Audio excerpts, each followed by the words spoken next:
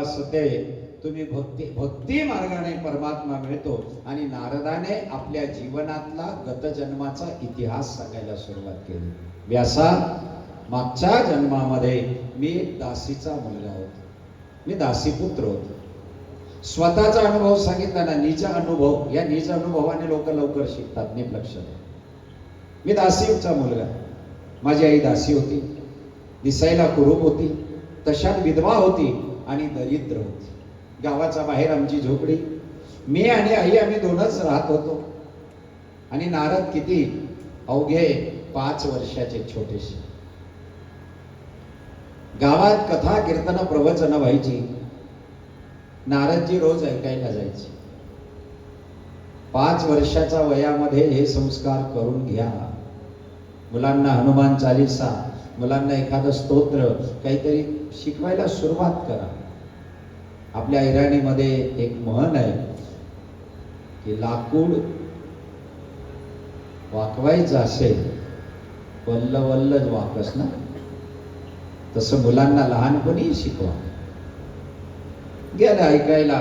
रोज रात्री कीर्तन ऐकून 11:30-12ला यायचे. 5 वर्षाचा मुलगा, वय किती आहे उगं 5 वर्षाचा. रोज कथा कीर्तन प्रवचनाला.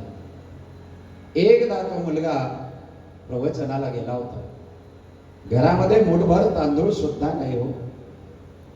नारदांच्या आईने विचार केला, माझं लेकरू 12 वाजेला परत येईल.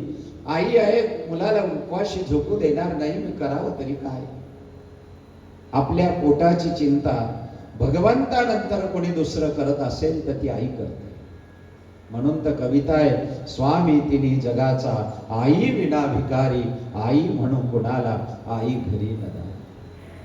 आई चिंता करते. आपल्या उदराची चिंता आईशिवाय कोण करेल शोध.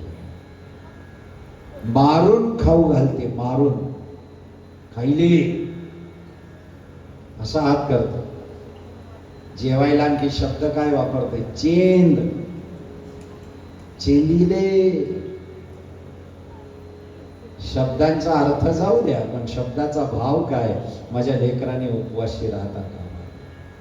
आई हे एकच पात्र असं आहे की आई आपल्या लेकरांना. म्हणून श्रीमंताच्या ठिकाणी ठीक आहे हो.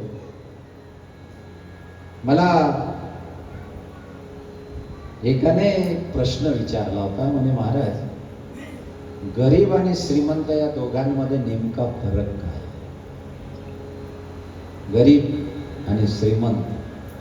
म्हटलं बा, माझ्या दृष्टीने फक्त एवढाच फरक आलेला आहे. गरीबाची बाई अंगभर कपडे वापरते, एवढाच फरक आहे फक्त. गोपाल कृष्ण भगवान, एवढाच फरक माझ्या दृष्टीत आलाय की गरीबाची बाई अंगभर कपडा वापरते, पुढे तुम्ही समजदार आहात.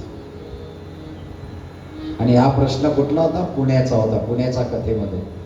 आणि जी विचारत होती तिने 3-4 घातला होता आणि 4 व्हीलर मध्ये आली होती मुलगी.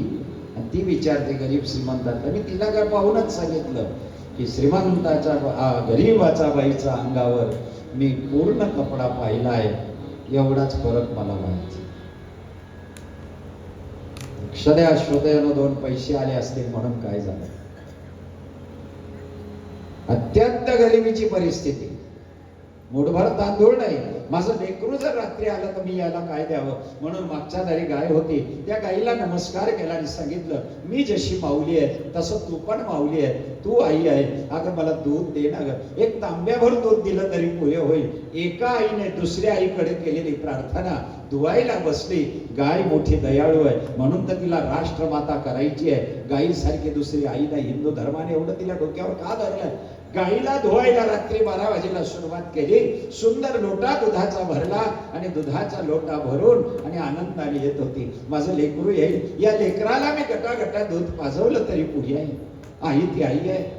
आणि म्हणून लक्ष द्या, जिस घर में माँ बाप हंसते है वही घर में भगवान बसते. आई ती आई आहे. शोधे गरिबीची परिस्थिती ज्याने भोगली असेल ना, जरा त्याच्या आईचा विचार करा. स्वतःच्या पोटाला न खाता आपल्या लेकराच्या ताटामध्ये वाढून, आज माझा सोमवार आहे, आज मला भूक नाही, आज मला मळमळ होत आहे, आज मला ताप भरलाय, अशी कारणं सांगून निवांत पडून राहते. पण लेकरांच्या पोटात टाकते ती खरी आई. भ मु शिंदे नावाचे कवी होऊन गेले, त्यांची कविता आहे, आई म्हणजे काय असतं. आई म्हणजे काय असतं, गजबजलेलं नाव असतं, मुलाचं एक गाव असतं.